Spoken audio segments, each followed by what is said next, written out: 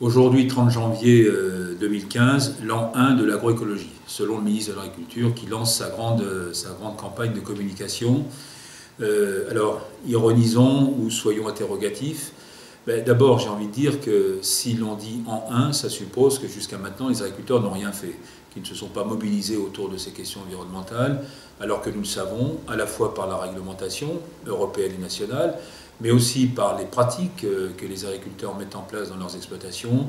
Nous avons depuis un grand nombre d'années maintenant beaucoup participé à cet effort collectif autour de la réduction des intrants, autour de la prise en compte des gaz à effet de serre, autour du réchauffement climatique, bref, beaucoup de sujets sur lesquels l'agriculture aujourd'hui peut être fière du bilan qu'elle a à proposer.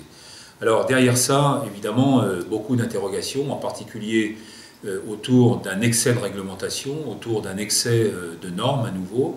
Les agriculteurs n'en peuvent plus. Ils veulent aujourd'hui être entendus sur un sujet, et c'est celui-là que je veux mettre d'abord en priorité, c'est que l'on nous donne les moyens, par l'innovation, par la recherche, par le progrès, par les technologies, de répondre de manière la plus efficace, la plus efficiente à cette double performance que le ministre, évidemment, veut mettre en avant, et nous partageons ce point de vue-là avec lui, performance économique, performance environnementale. Mais là aussi, soyons simples.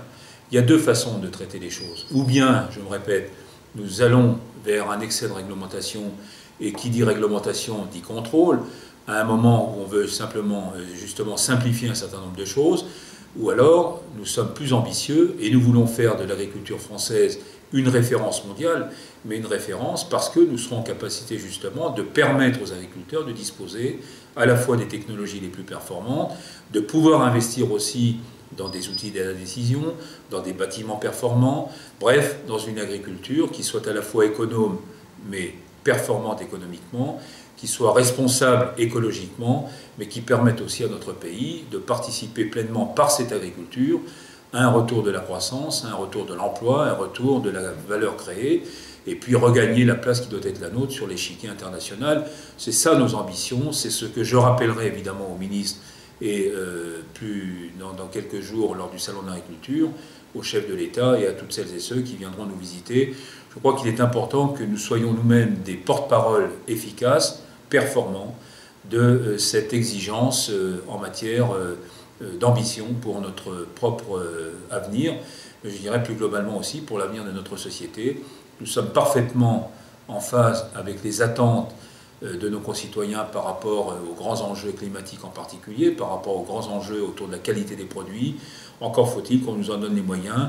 Et je le redis une nouvelle fois avec force, ça n'est pas la réglementation, ça n'est pas la coercition, ça n'est pas le tout normatif qui nous permettra d'obtenir des résultats. C'est au contraire le retour de la confiance, la capacité des agriculteurs à se doter des technologies les plus performantes, de pouvoir réinvestir. Ça, c'est pour nous un enjeu évidemment qui dépasse tous les autres.